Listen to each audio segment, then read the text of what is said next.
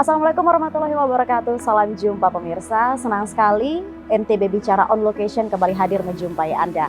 Dan saat ini saya sedang berada di Rumah Bakso Brawijaya. Saya akan mengajak Anda untuk berbincang bersama dengan pelaku usaha dari Rumah Bakso Brawijaya, yaitu Bapak Maryanto. Yuk ikuti kita di NTB Bicara.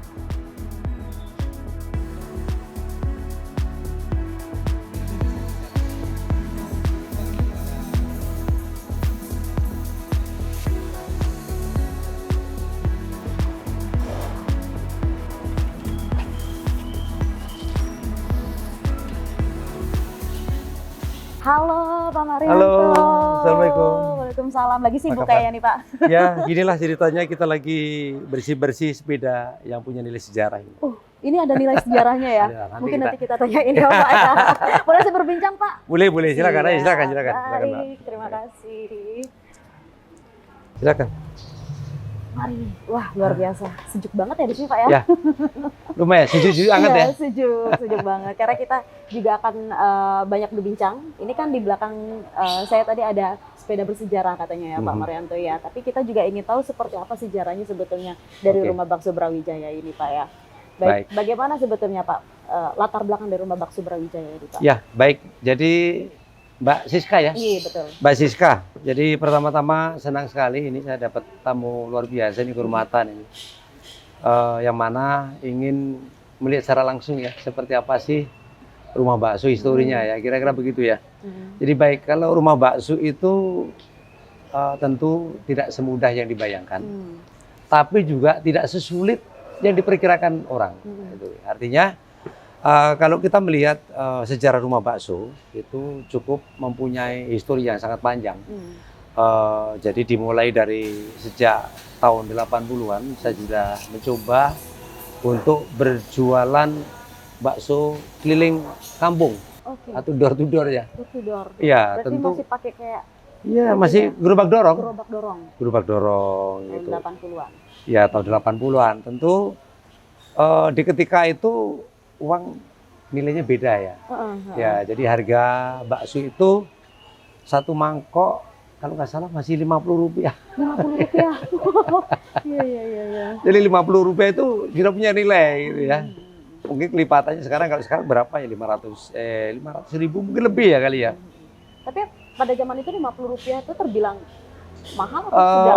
Secara umum orang jual bakso itu kalau orang yang tidak begitu punya duit Rp50, tapi kalau punya uang bisa 100, 75 gitu kira-kira. Sudah berapa lama berarti Pak untuk gerobak dorong ini Pak? Jadi di era tahun 80-an itu saya sudah memulai jualan bakso dorong itu mungkin kira-kira 1-2 tahun sampai 3 tahun. Saya berawal dari situ, kemudian muncul saya punya keinginan untuk mengembangkan usaha melalui sektor bakso dengan cara menjual bakso, kalau dulu pangkalan ya istilahnya ya. Jadi bakso pangkalan itu grade-nya itu lebih tinggi sedikit daripada bakso dorongan. Ya, karena dari mulai harga kemudian penyajiannya sudah beda. Kira-kira gitu di tahun 80, kira-kira 80, 81, 82, 83 kemudian saya sudah mulai mencoba untuk membuat satu pangkalan bakso. Dan alhamdulillahnya ketika itu booming. Jadi karena bakso yang saya sajikan itu walaupun harganya sedikit mahal dari teman-teman yang lain, tapi saya memberikan sesuatu yang beda dari teman-teman yang lain. Artinya saya ketika itu sudah membayangkan bagaimana hospitality, bagaimana menyajikan bakso itu dengan baik, dengan higienis, dengan pelayanan yang jauh lebih baik tentunya. Ketika itu harga bakso pangkalan sudah 150. Sementara orang lain menjual 100, saya menjual 150. Tapi ada kualitas di balik saya menjual, ada kualitas di situ, ada hospitality di situ, ada entertain di situ. Walaupun ketika itu entertain masih sekedar kita bunyiin suara-suara lagu apa gitu, sudah ada di situ ketika itu. Gitu. Tapi di kala itu banyak tidak yang seperti itu Pak? Pangkalan. Jadi saya termasuk membuat salah satu gebrakan baru di dunia perbaksoan. Karena yang saya amatin dari tahun ke tahun, penjual bakso itu monoton ya secara umum ya. Artinya di situ saya mengambil kesempatan untuk bagaimana kita menggrade suatu dagangan bisa menjadi levelnya itu naik sedikit. Kemudian kalau kita bicara harga, saya pikir pada waktu itu saya tidak berbicara tentang itu ya, tidak pernah berpikir kalau saya jual mahal efeknya nggak laku, nggak. Jadi saya justru ketika saya menjual bakso dengan harga yang berbeda dengan teman-teman lain, mungkin barangkali orang lain, para pelanggan itu penasaran, kok jual baksonya lebih mahal dari tempat lain, apa yang beda? Nah di situ ditemukan satu perbedaan. Sehingga justru di ketika tahun 83, 45 kira-kira gitu ya, 80-an 5 itu saya sudah menjual bakso dengan konsep pangkalan dan memiliki pelanggan-pelanggan yang cukup kalau dibilang pada saat itu sudah high class-nya bakso di tempat saya. Oke, Gitu. Jadi booming dan pada saat itu masih era-eranya masih Pak Gatot Suirman itu dengan saya. Oke. Itu udah lama sekali ya Mbak ya kira-kira gitu. Lokasinya di mana Pak? Saya ketika itu nanti mungkin bisa dilihat ya, itu saya ada tuangkan dalam bentuk sekedar tulisan sederhana. Nah di situ nanti bisa ditanyain tuh. Dari 83 kemudian ini saya udah di Jalan Pejanggi nih. Jadi di Jalan Pejanggi itu saya sudah jualan bakso mangkal. Yang harganya orang lain menjual 100, saya sudah 150, kemudian ada peningkatan harga menjadi 200 sampai 250 dan seterusnya. Wah, luar Gitu. biasa. Ini bukan hanya sebuah mangkuk, kemudian juga ada sepeda, tapi lukisan-lukisan ini juga penuh cerita dan juga makna ya Pak jadi ya? gambaran lah. Jadi gambaran ya? Ada storytellingnya kira-kira begitu ya. Oke, luar biasa. Dari 80, 83, 2011. Nah, 2011 ini sempat ada jeda waktu cukup panjang ya. Jadi seiring dengan perjalanan waktu, saya ketika itu melihat ada sisi lain yang mana Nusa Tenggara Barat khususnya Lombok ini menjadi salah satu destinasi wisata, boleh dibilang unggulan, lebih-lebih sekarang. Jadi saya kok sempat berpikir karena saya berpikirnya begini, kalau saya hanya jualan bakso, tentu pengalaman saya tidak berkembang. Lalu saya tertarik untuk ikut serta di dunia pariwisata. Jadi dari zaman tahun-tahun itu saya sudah mulai aktif di dunia pariwisata, walaupun ketika itu juga tidak seperti sekarang, tentunya masih banyak perjuangan dan sebagainya. Dan juga dibarengin dengan adanya kebijakan-kebijakan yang dulu jalan Pejanggi itu two way, artinya bebas, karena dulu kehidupan Kota Mataram itu secara umum hanya bisa dilihat di Cakranegara. Ya. Itu era-era tahun 80-an, tentu belum lahir ya. Belum. Belum Pak. Jadi ketika itu belum lahir. Jadi di tahun 80-an itu kalau yang sudah mengetahui sejarah pertumbuhan Kota Mataram, salah satunya itu ikut mengetahui perjalanan Kota Mataram seperti apa. Jadi itu masih dibuat jalan bebas satu two way, kemudian baru ada kebijakan menjadi one way. Nah, dari one way itulah mulai saya sempat pelanggan-pelanggan saya itu agak sedikit terkecoh ya. Karena yang tadinya two way ada kebebasan, akses ke situ lebih mudah. Kemudian lagi ditambah pada saat itu saya kan masih ngemper nih Mbak. Masih ngemper di di Roy Jalan ya. Sehingga pada saat itu juga tumbuh berkembang Kota Mataram, banyak membangun ruko, kemudian juga bangunan-bangunan yang lain. Nah, di tempat saya jualan pada saat itu tidak boleh lagi jualan. Ceritanya begitu. Sehingga saya harus mencari tempat yang lain. Jadi dibangun ruko yang sampai saat sekarang mungkin menjadi salah satu badan usaha ya milik BUMN lah. Saya tidak sebutkan. Tapi yang jelas sudah berganti wajah, kemudian saya beralih ke tempat lain. Nah dari situlah mulai terjadi penurunan. Saya sempat ada penurunan Mbak. Nah tapi luar biasanya saya tidak pernah berputus asa, saya tidak pernah minder, saya tidak pernah berhenti untuk berpikir, untuk berkreasi. Pada saat itu kira-kira di tahun 83 saya sudah memikirkan bagaimana bakso itu bisa diproduksi oleh mesin. Nah dari situlah saya mulai mencoba untuk mengkreasikan, saya punya keinginan agar bakso bisa diproduksi dengan mesin. Saya alhamdulillahnya di tahun 83, 84, 85 hingga sampai saat ini saya telah memproduksi bakso dengan menggunakan alat mesin. Itu jarang dari tahun 83 ya, Pak ya, inovasi. Jadi dari zaman-zaman itu saya sudah berpikir tentang itu. Orang belum banyak berpikir tentang itu, saya sudah memikirkan. Karena bakso itu dibuat secara manual, secara fisik ya. Iya, betul. Nah kemudian di tahun-tahun itu saya sudah berpikir dan alhamdulillahnya hingga sampai sekarang mesin produksi untuk bakso saya itu masih aktif. Dan sekarang kita sudah mengarah ke frozen. Berarti total sudah berapa tahun rumah bakso Brawijaya? Kalau rumah bakso ini kemudian saya berpikir karena ingin ya, niat saya itu ingin mengupgrade. Iya. Karena saya juga selaku pihak yang selalu diberikan amanah oleh teman-teman untuk menjadi yang terdepan. Kemudian saya berpikirnya bagaimana sih bakso itu bisa dinikmatin bukan hanya di kalangan bawah, tapi kalangan middle up. Artinya bukan saja orang-orang yang biasa bisa makan bakso, tapi agar bakso ini bisa dinikmatin seluruh kalangan. Tanpa ada batasan, mau menteri, mau jenderal, mau presiden. Dan alhamdulillahnya saya sudah menyajikan itu semua. Gitu. Termasuk presiden sendiri? Ya, termasuk presiden sendiri, saya pernah sajikan dulu di bandara. Kita sajiin ke sana. Dan pada saat itu saya berpikir agar bisa dinikmatin oleh seluruh kalangan dengan menciptakan tempat yang lebih higienis, tempat yang lebih representatif. Orang datang, contoh sih, si Mbak datang ke sini itu membawa kolega, membawa teman, tidak malu-maluin lah, kira-kira begitu. Salah satunya membuat satu tempat makan bakso yang lebih higienis, lebih representatif. Kalau bahasa sekarangnya lebih Instagramable ya. Iya, kira-kira begitulah. Jadi alhamdulillah 2011 saya bangun rumah bakso hingga sampai saat ini. Kira-kira gitu. Baik, nanti kita akan lanjutkan lagi Pak, karena masih banyak, ada 1000 cerita, mungkin lebih dari 1000 cerita ya. Siap. Namun jangan kemana-mana, tetap saksikan NTB Bicara on Location.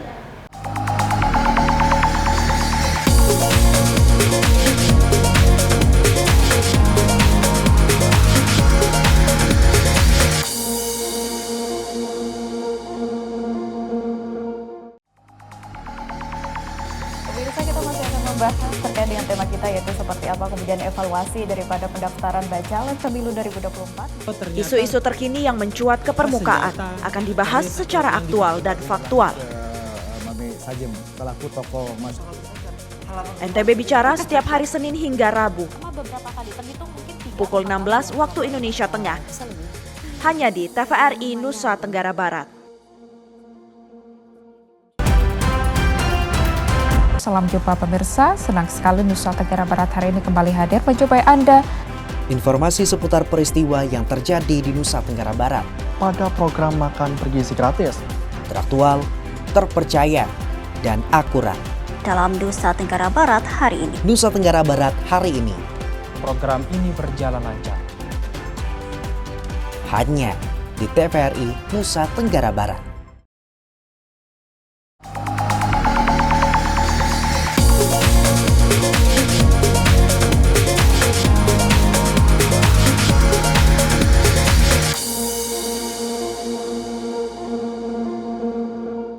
Baik, Anda masih menyaksikan NTB Bicara on Location dan sempat terjeda juga tadi kita Pak, karena di belakang saya juga sudah ada lukisan yang bercerita, sejarah dan lain sebagainya. Tapi di belakangnya Pak Marianto juga ada wayang-wayang. Mungkin ada kaitannya tidak Pak sama Rumah Bakso Brawijaya di kala itu juga waktu masih pangkalan Pak, bisa diceritain Pak? Ya, jadi ada beberapa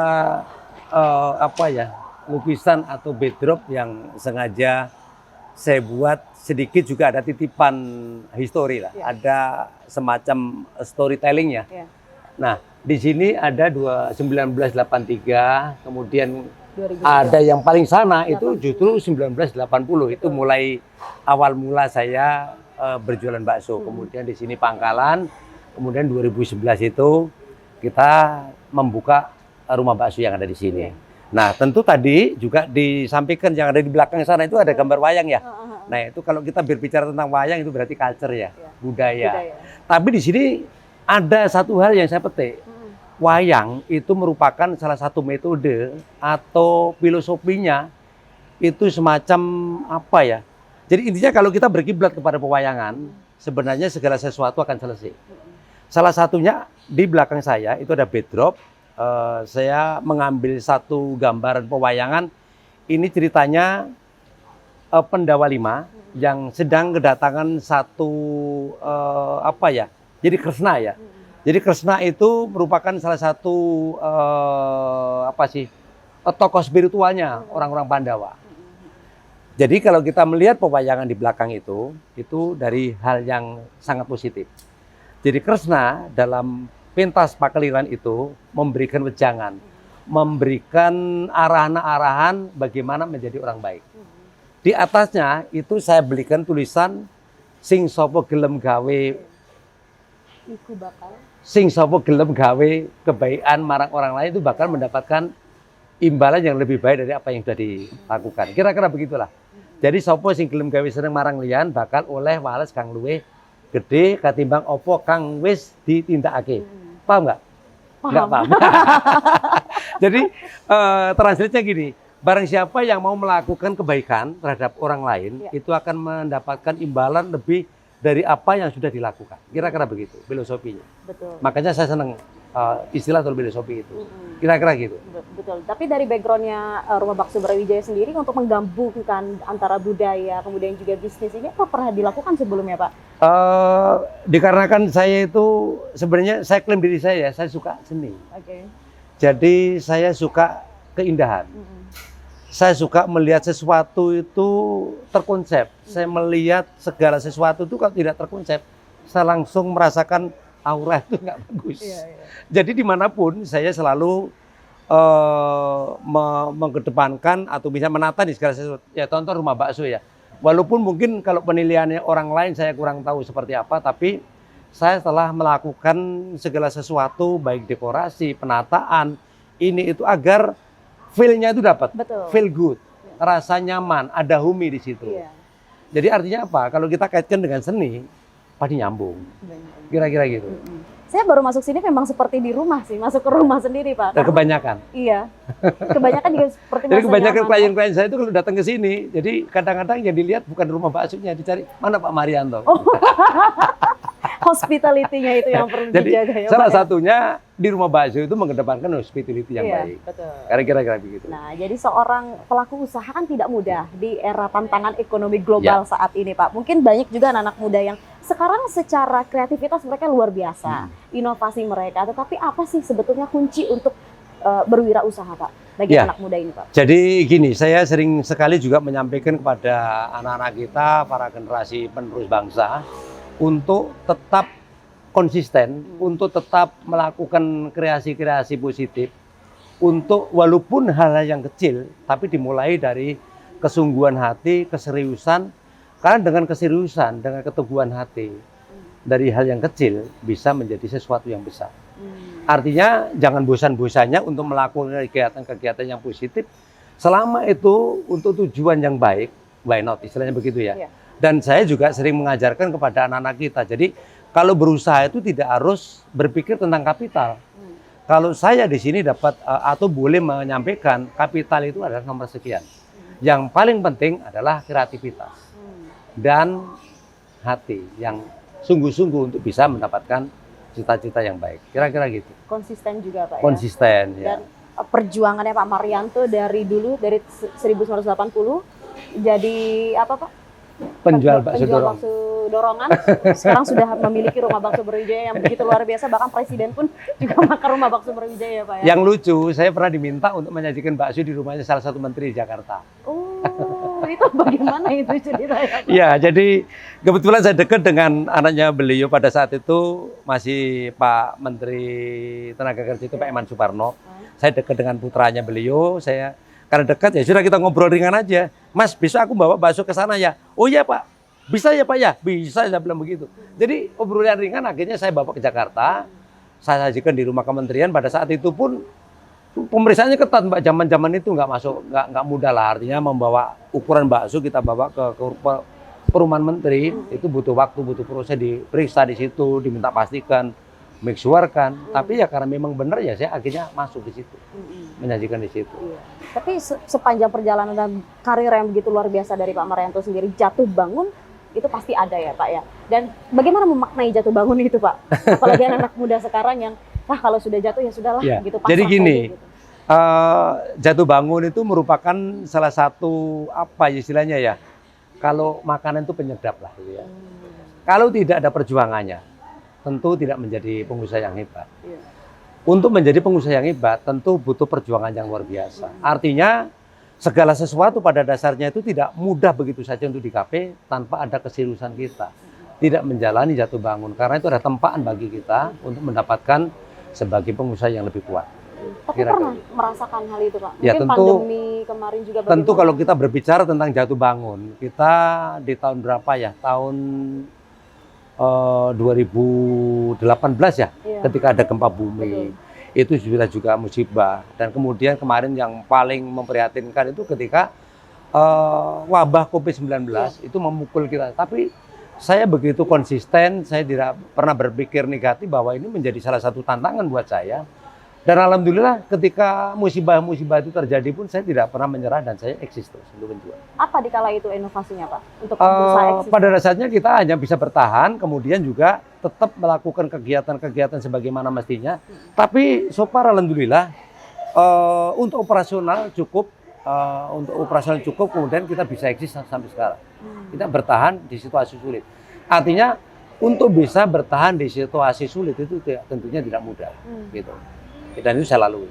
Itu bagaimana Pak kiat-kiatnya? Ya, tentu efisiensi ya itu pasti, karena ketika itu anak-anak kita jam kerjanya sudah mulai kita kurangin. Salah satu cara untuk efisiensi ya, jam kerja kita kurangi. Kalau pengurangan tenaga kerja saya alhamdulillah enggak, cuman gajinya anak-anak otomatis kita kurangin ya, karena jam kerja kurang untuk menyesuaikan dengan omset yang ada. Cara menyiasati seperti itu. Oke, baik. Tapi kalau terkait efisiensi mungkin sedikit menyerempet efisiensi anggaran dari pemerintah, apakah ada imbasnya mungkin dari pelaku usaha? Ya, jujur ya, Iya. pada dasarnya itu sangat memiliki multi efek player yang luar biasa, termasuk dari rumah bakso. Tapi saya untungnya gini, rumah bakso itu saya memiliki klien atau customer yang multi ya, baik itu domestik, nasional atau internasional. Nah sekarang dengan adanya pengetatan anggaran, ini tamu-tamu yang tadinya datang dari pusat ini agak kurang. Iya. Kemudian ini salah satu cara saya menguatkan, ya kita tentu branding lokalnya kita akan perkuat. Jadi dengan market-market yang ada, dengan market-market domestik, artinya lokal di situ kita coba untuk kuatkan. Sehingga nanti terjadi balance. Oke. Tapi sejauh ini pemasaran sudah sampai kemana dari rumah bakso Brawijaya Pak? Kalau pemasaran saya terus terang juga sebenarnya dari awal itu saya lebih setuju menggunakan sistem artinya klien ke klien ya, atau mood to mood. Jadi dari percakapan klien atau para pelanggan saya menyampaikan ke temannya datang ke sini.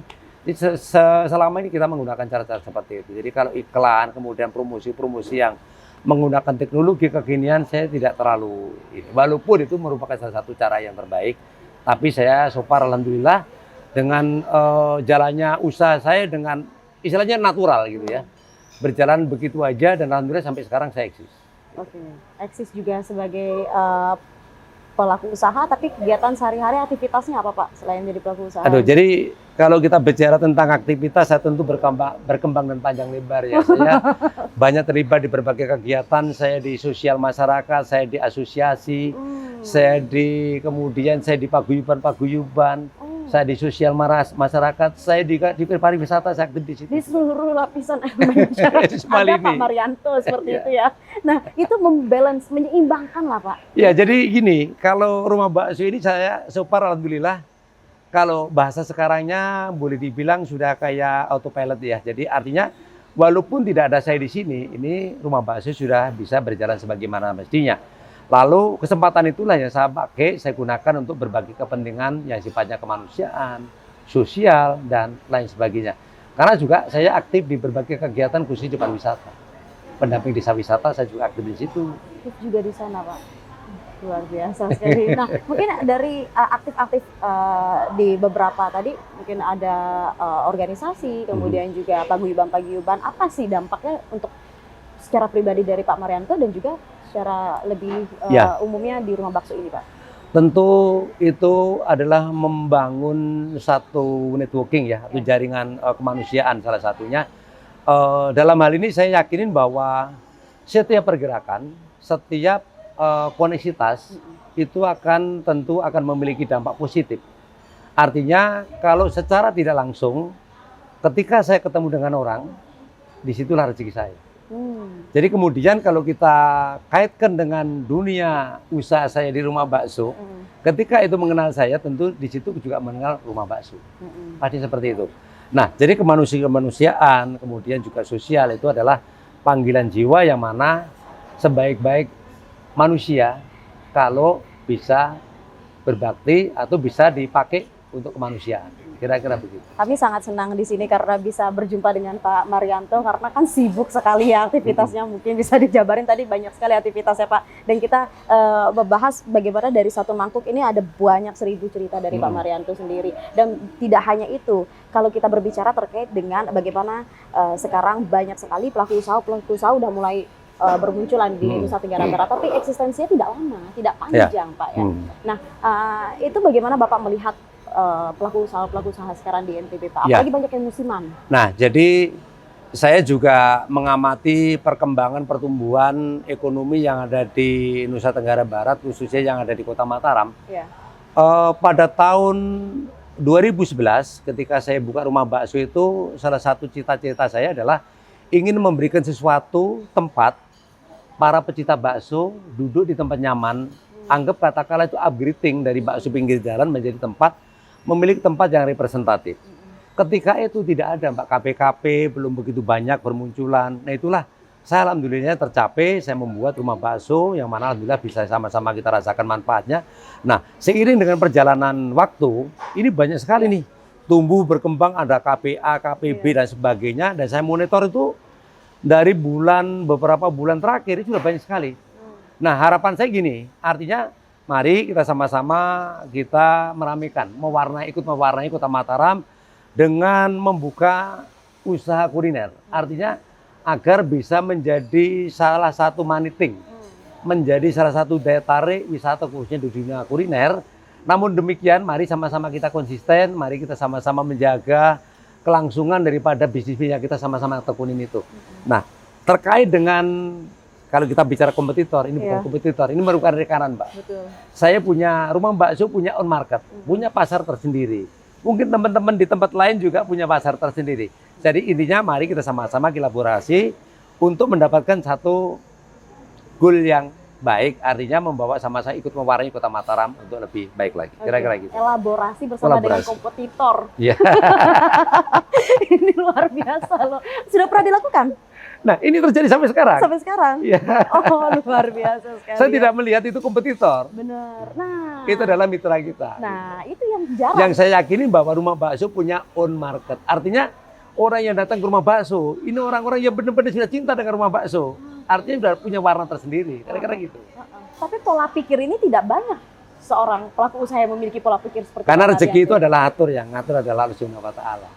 Kira-kira gitu. Luar biasa. Ini sepanjang saya berdialog dengan Pak Marianto, saya juga semakin terinovasi begitu. Tapi kalau berbicara terkait dengan jiwa bisnis, itu semua bisa atau tidak ya? Karena memang background saya mencoba beberapa kali untuk berbisnis. Aduh, jatuh lagi, males gitu. Saya takutnya nggak punya jiwa bisnis. Pendampingnya harus saya. Artinya gini, artinya membangun kewirausahaan itu satu konsisten, kemudian serius. Kalau saya sih sederhana ya, apapun yang ingin dijalankan, usaha apapun, itu kan ada beberapa metode, ada beberapa tip, ada beberapa trik-trik. Jadi produk, marketing, packaging, connecting, udah. Itu aja. Selama itu bisa dipegang semua. Kan sekarang zamannya kan istilah berbisnis itu adalah heart to heart, hati ke hati. Jadi harus dengan perasaan, ada hospitality di situ. Selama itu bisa dijalankan semua, tidak ada yang mustahil, semua itu bisa dijalankan. Kira-kira gitu. Dan inovasi juga ya Pak ya? Ya tentu itu seiring dengan perjalanan waktu, kita selalu ngikutin perkembangan zaman atau teknologi lah. Yang pasti kira-kira begitu. Betul. Dari tahun 80-an awal hingga dengan saat ini, inovasi apa yang sudah dilakukan Rumah Bakso? Saya yang jelas itu kalau kita bicara inovasi, Rumah Bakso itu dari tahun ke tahun terus mengalami inovasi-inovasi tentu sesuai dengan kemampuan yang ada. Artinya yang paling saya tekankan di sini adalah hospitality yang baik. Kemudian fasilitas yang baik, taste yang baik, pricing yang baik, artinya ramah lingkungan, kira-kira gitu. Luar biasa. Nanti kan saya tanyakan bagaimana sebetulnya dukungan keluarga hingga dengan saat ini ya Pak ya. Iya, Namun siap. jangan kemana-mana, tetap saksikan NTB Bicara on location di Rumah Bakso Brawijaya.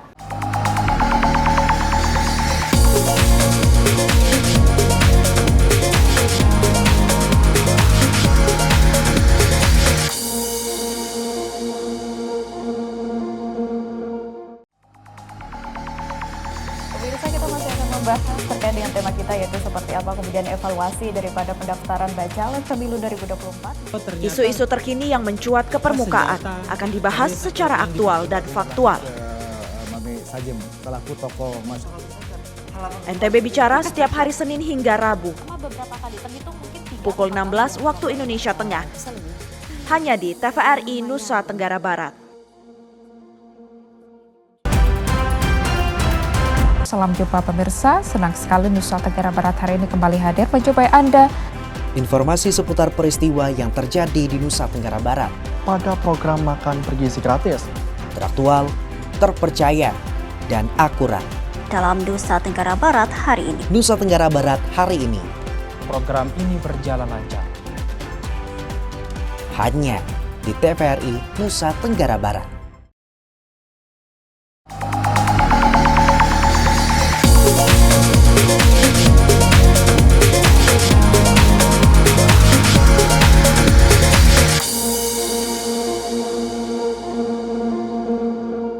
Dan ngerasa kepingin lagi kesini repeat order terus lah, itu yang menjadi ini. Waduh, Selamat siang. terima kasih banyak. Sekedar Iya. silakan.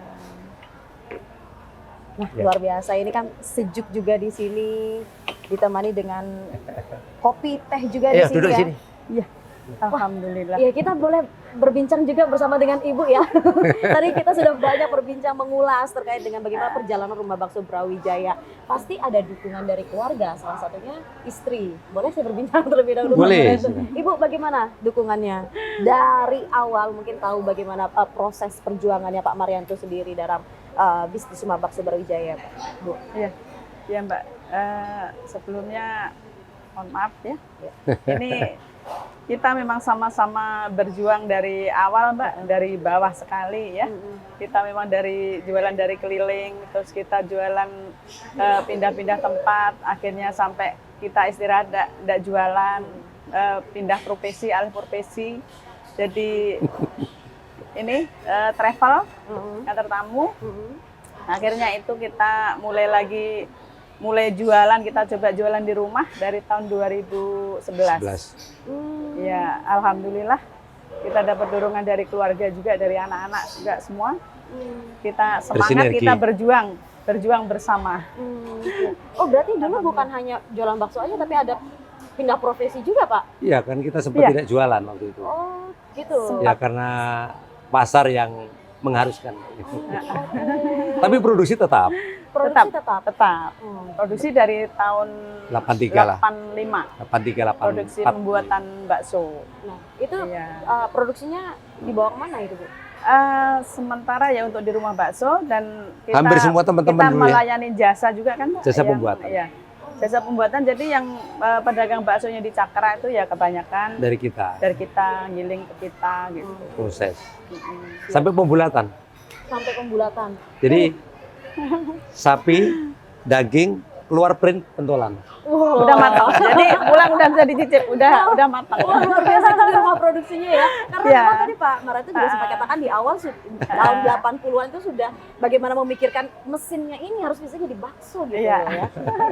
Oke. Dan berarti Ibu aktivitas sehari-hari di rumah produksi atau bagaimana? Salah satu. Iya, salah satunya sementara pagi, jadi teman-teman udah masih enak-enak tidur, jadi kita Sudah ke pasar. udah ke Persiapan pasar produksi. gitu. Nanti pulang dari pasar ya udah lanjut kita di rumah. Backup yang di sini. Oke, Ya. backup yang di sini. Iya, gitu. Bagaimana melihat seorang Pak Marianto ini, Bu? Mungkin dari dulu awal kenalan, kemudian sudah menikah dan mendampingi beliau hingga dengan sejauh ini. Ya, luar biasa. Semangatnya. Iya, Semangatnya yang pasti. Ya, dukungan dari kita keluarga, dari anak, dari istri. Tambah semangat lagi kan. Dan memang aktivitasnya bukan hanya sebagai pelaku usaha. Aktivitasnya sangat Oper. banyak sekali, semua dikerjakan Mbak, mana yang bisa dan yang mampu. Banyak Iya. kemanusiaan juga. Nah, itu Sosial masyarakat. betul. Itu bagaimana Ibu melihatnya itu, Bu? Apakah ya sudah tidak apa-apa lah waktu dengan keluarga. Ya jadi yang sedikit penting atau yang penting bagaimana? bisa menghandle semuanya Mbak. Gitu. Dan keluarga juga masih bisa terhandle semuanya kan gitu. Ya nggak apa-apa, silahkan aja, nggak apa-apa. Luar biasa ya. Ada istri yang selalu mendampingi di sini, bukan hanya istri. Karena sukses lelaki itu kan katanya dari Istri yang hebat. istri yang hebat. Betul. Jadi yang hebat istrinya. Tapi anak-anak juga hingga dengan saat ini masih mendukung bagaimana Pak Marianto, bahkan jiwa bisnisnya pun keluar. Ya, Seperti sudah itu ya? seperti air mengalir lah kira-kira gitu. Ya, alhamdulillah Mbak. Iya. Anak-anak juga Sebagai entrepreneur semua ya, anak-anak nggak kita. begitu manja-manja sekali Nggak ada kan. yang manja. Jadi ya kerjaan apa yang bisa dikerjakan ya dikerjakan. Kebetulan yang besar itu juga ya semua apa yang bisa dikerjakan Kayak kemarin mau lebaran itu ya semua apa yang Sesuai bisa dengan dikerjakan. kemampuannya di pastry juga. Semua. Tapi backgroundnya ada Perhotelan kalau yang besar ya. Oke. Dan di sini juga ada kopi manual brew. Iya. Bukan hanya rumah bakso aja ya, tapi juga ada kopinya. Ini, di sini ya, ini Pak. kreasinya dari si Pras yang anak nomor saya 2. yang nomor 2.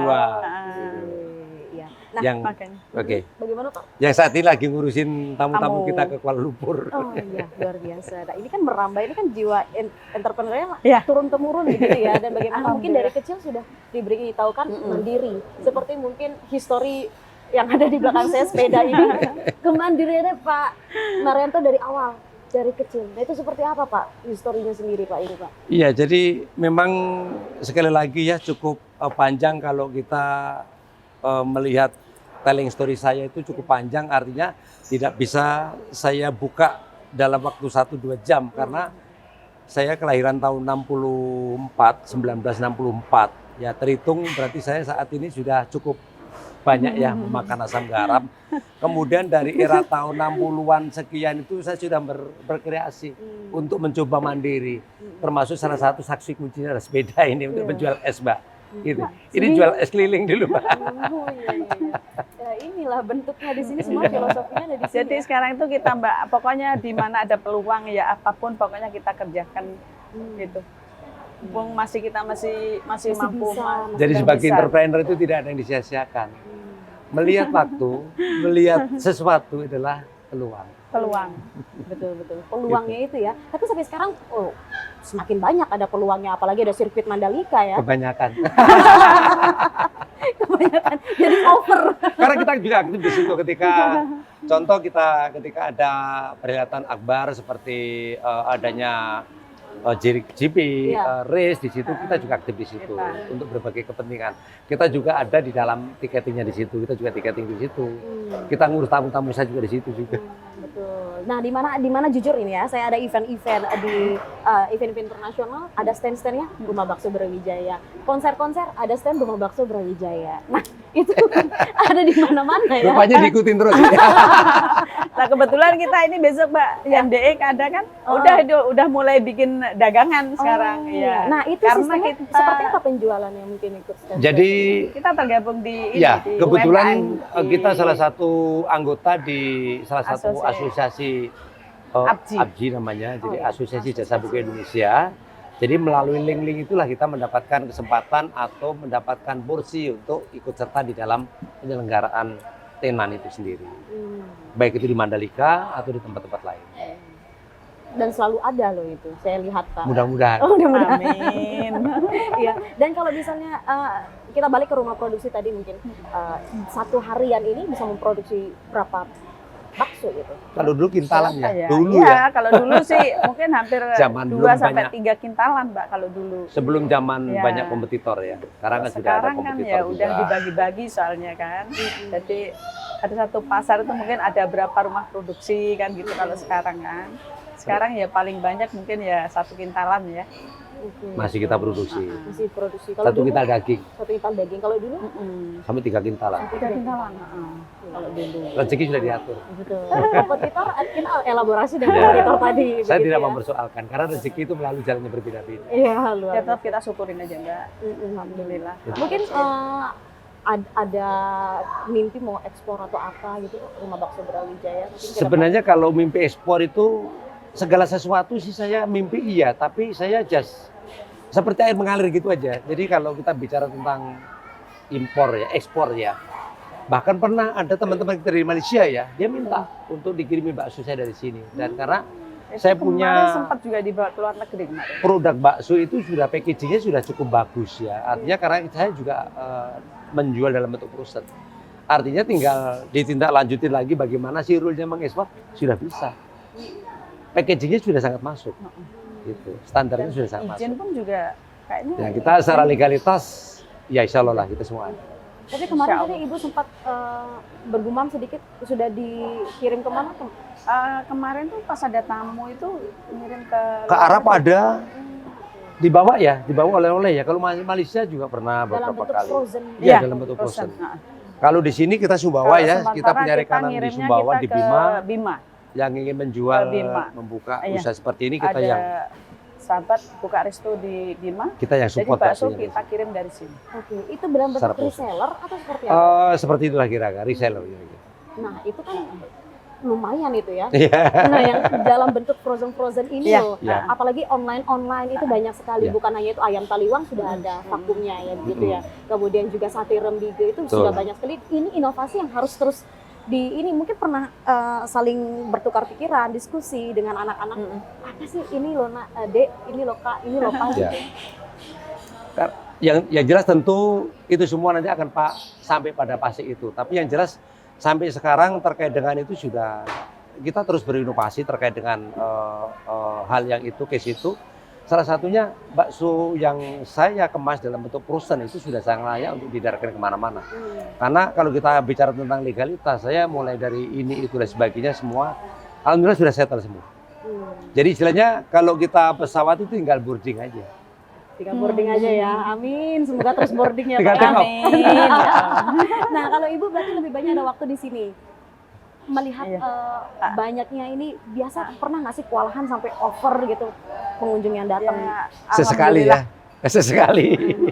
Sesekali ya. Kalau dulu waktu belum banyak resto-resto gini ya hampir meluap pengunjung. Iya. Apalagi kalau bulan puasa itu biasanya sampai di lantai atas. Jadi di mana bisa pakai tempat duduk, yang penting ada tempat duduk lah gitu. Jadi bisa terlayani. Tapi kalau sekarang ya semakin banyak. Ya, ada kompetitor tadi. Ya. Tapi ya alhamdulillah lah kita masih memang eksis. rumah bakso kita punya pasar sendiri kan. Kita punya market Ya. sendiri, kira-kira gitu. Ya alhamdulillah masih Kita berdiri Masih, dalam ya. market kita itu Ya. ya Pak ya, prinsip kita. Kita yakin, kita percaya bahwa saya punya own market. memang Kira-kira punya gitu. market sendiri-sendiri kan. Punya taste sendiri-sendiri. Jadi tidak pernah khawatir dengan adanya kompetitor. Nggak pernah khawatir. Rumah bakso ada khas makanannya yang seperti apa, di tempat lain yang seperti apa. Nah, gitu kan, kalau di rumah ya. bakso sendiri khasnya apa? Khasnya apa ya? Bakso lah ya. Bakso tapi Bakso orang tujuannya spesial. sih ke sini tetap bakso karena rumah bakso gitu ya. Tapi tidak kemungkinan dia orang itu akan mencoba Menu-menu menu-menu lain. yang lain gitu. Bahkan Soalnya- cilok. Iya. Oh ya, Sementara saya ini lihat di sana ada cilok. Ya artinya kalau kita bicara tentang cilok itu dari masyarakat yang paling bawah. Benar. Orang tidak punya uang pun bisa masuk ke sini mencicipi cilok Itu saya. representasinya ada di sana langsung ya. Yang mau cilok ada Iya. ada harga seribuan. Iya. Wah, ini siapapun udah bisa ke sini. Ya, Udah artinya rumah kita aja. target kita adalah market dan ini Iya. adalah memang rumah untuk siapa saja gitu. Tidak ada batasan klien atau customer, nggak ada. Bahkan yang kesini carinya Pak Marianto. Wah, Ibu juga. Jadi kita kemana-mana Mbak kalau ditanya siapa Pak Marianto apa rumah bakso. Jadi cepat sekali rumah baksonya. Gitu. Cepet ya. Jadi Pak Marianto sama rumah bakso itu nggak Rumah bisa bakso itu selalu berdampingan gitu loh. Siap. Nah, hospitality kan juga penting. Bagaimana menyambut, kemudian para pembeli yang datang di sini repeat order terus ke sini lagi, dan itu kan memiliki SOP juga, pengetahuan bagi karyawan ya. Iya. Ibu juga seperti itu mungkin memberitahukan apa-apa SOP bentuknya seperti itu. Iya. Lebih Jadi- kita ya lebih banyak ngomong ya sama anak-anak. Salah satunya kan anak saya manajernya rumah bakso itu kan adalah alumni di salah satu perguruan tinggi Di pariwisata Bandung. NHY di Bandung. Oh, Lalu Ya. kaitannya dengan SOP, dengan hospitality, kita ada briefing, kita ada pelatihan untuk anak-anak kita agar segala sesuatu yang kaitannya dengan service, dengan hospitality semua untuk track. Jadi di sini adalah mengedepankan tamu adalah raja. Artinya di situ hospitality tetap saya terapkan. Gitu. Jadi menghargai, menghormati bagaimana penyajian, bagaimana kita harus berkomunikasi dengan klien-klien kita, atau para customer kita, itu kita sampaikan kepada anak-anak kita, dan itu ada briefing secara berkala untuk itu. Baik, sudah terstruktur saya melihat memandangnya, kan tadi juga Pak Marianto bilang harus terstruktur semua. Kalau tidak, aduh gimana gitu auranya ya. Ya karena sekali lagi ya, bisnis itu kalau saya adalah bicara hati. Satu contoh, kalau ownernya itu tidak welcome, orang mau datang juga ogah kan gitu kan. Jadi salah satu cara atau trik saya untuk menggait para pelanggan adalah hospitality. Dengan kita berbicara hati, dengan melayani sesungguh hati. Jadi sehingga dengan sentuhan-sentuhan hati, mereka itu melihatnya bukan hanya bakso, melihatnya bukan hanya rumah bakso. Melihatnya adalah sentuhan hati tadi. Siapa yang ada di sini, itulah yang dihargai. Kira-kira gitu.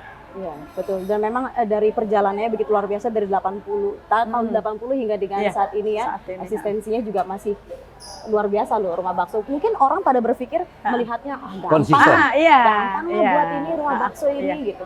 Tapi mereka tidak tahu apa itu yang paling gampang soalnya Mbak. Iya kan? Tapi jujur, jadi saya gini, Mbak Desi, saya jujur, siapa saja yang ingin mengikuti jejak saya, ayo mari saya dampingi. Silakan. Saya bisa menjadi pendampingnya. Jadi serius, saya nggak main-main. Malah didampingi. Jadi siapa yang ingin mengikuti jejak saya sebagai entrepreneur muda, saya siap untuk mendampingi. Polanya seperti apa, caranya seperti apa, dan sebagainya, cara mendapatkan modal seperti apa, saya siap untuk mendampingi. Oh, luar biasa. Sudah berapa memberi pendampingan ke Ada beberapa ya, termasuk yang di Bima ini juga pendampingan kita. Dan banyak orang-orang sukses juga di sekitaran kita atas pendampingan kita juga. Kira-kira gitu. Nah, ini yang perlu diberikan motivasi juga kepada pemirsa TVRI Nusa Tenggara Barat, khususnya anak-anak muda yang saat ini menyaksikan. Berarti memang di sini bentuk konsistensi, kemudian juga bagaimana tekad yang kuat. Nah, ini kan kita bisa lihat dari Pak Marianto sendiri ya Bu ya. Dah selama perjalanan ini, tadi kan saya menyelutup bilang, gampang lah buat rumah bakso. Ibu langsung bilang iya.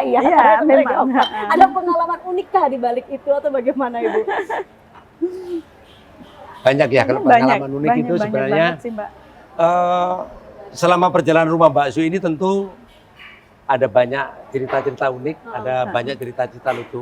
Tapi so far cerita-cerita itu tidak ada yang mengkhawatirkan, cerita-cerita itu semua itu adalah positif terhadap keberlangsungan rumah bakso itu sendiri. Dan alhamdulillah tidak ada hal-hal yang sangat negatif sekali terkait dengan rumah bakso. Bagaimana Ibu? Kira-kira gitu ya. Semua berpikirnya tentang positif di rumah bakso. Iya, apalagi positif senyumnya Ibu juga positif sekali juga pada kesempatan kita kali ini. Kalau berbicara dengan tantangan, digitalisasi itu menjadi tantangan tidak bagi rumah bakso sendiri? Secara umum kalau kita bicara tentang digitalisasi tentu ini kalau tantangan saya pikir enggak ya, justru sebenarnya menjadi salah satu bagian bagian menjadi perjalanan rumah bakso ini dari era non digitalisasi ya, hingga sampai saat ini segala sesuatu kita bicaranya tentang digitalisasi. Hanya kadang-kadang gini, Pak, kita jualan rame tapi kok nggak punya uang ya? Itu karena digitalisasi. Paham nggak? Bagaimana? Kita jualan rame tapi nggak melihat uang. Nah, dulu kan kita lihat fisik nih. Jadi kelihatannya cuma coret-coretan. Kita jualannya rame tapi tidak pernah melihat uang karena semua digital. Kelihatannya angka. Artinya kita berpikirnya positif terkait dengan adanya digitalisasi. Kalau tantangan yang lain mungkin yang dirasakan dari Pak Marianto sendiri hingga dengan sejauh ini?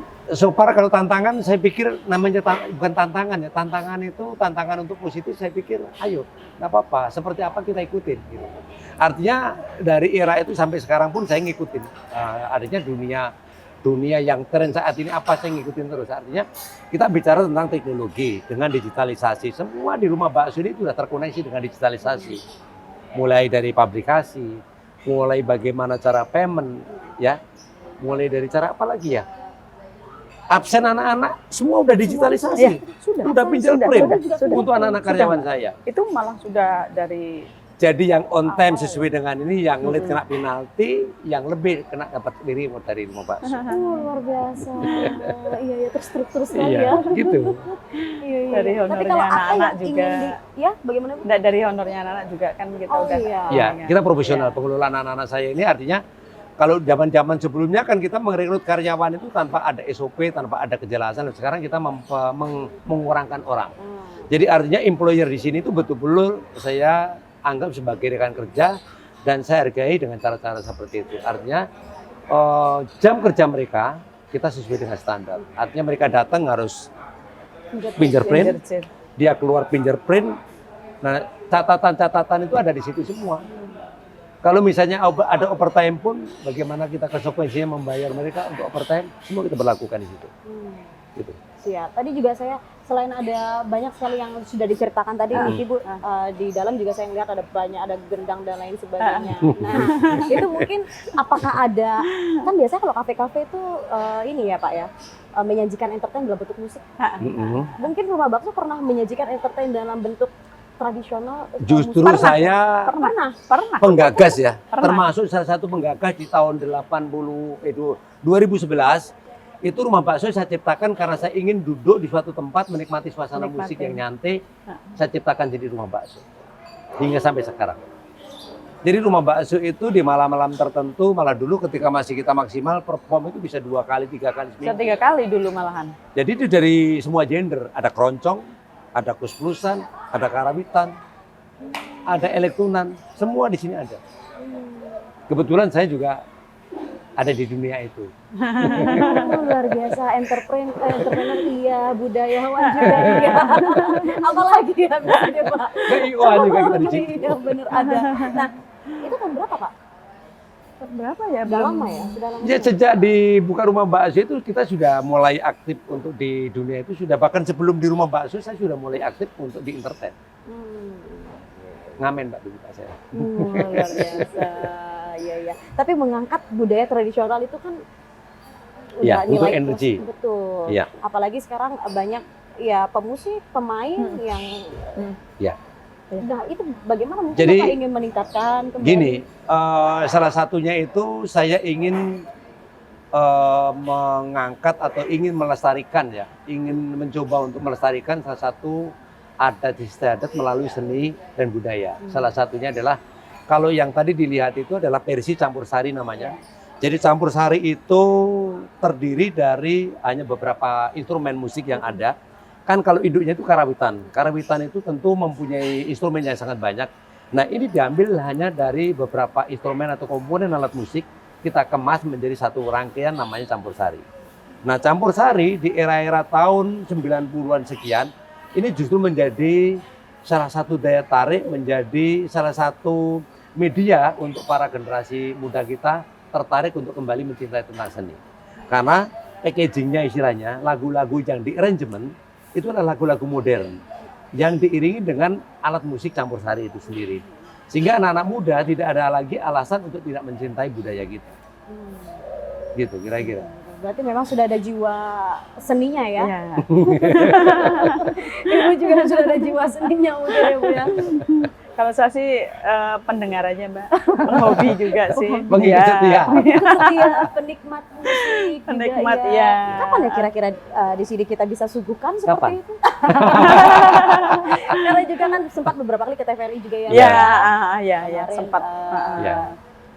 Campur sarinya. Ya, siap. Mungkin lain kali mungkin kita bisa melihat secara langsung Boleh, di bakso ini. nanti kita Insya bikin Allah. appointment kapan mau menikmati bakso dengan diiringin alunan sajian campur sari musik yang ada di Campur sini. sari.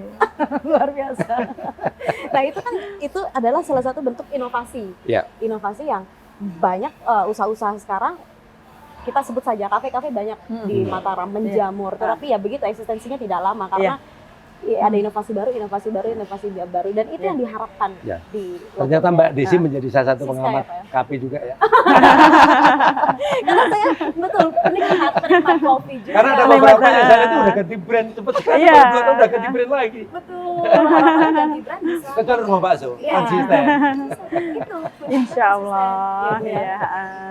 Luar biasa. Dan mimpi untuk menjadi besar seperti itu yang dimiliki oleh kompetitor bersama dengan elaborasi sama Pak Rianto tidak menjadi masalah ya. Target yang dicapai mungkin Pak apalagi di tengah kondisi tantangan ekonomi global dengan saat ini apa? Karena memang banyak pelaku usaha yang, waduh, ini efisiensi anggaran saya juga kena, ini kurs naik juga kita juga kena. Nah, seperti apa itu Pak? Ya, jadi kata kuncinya ada satu.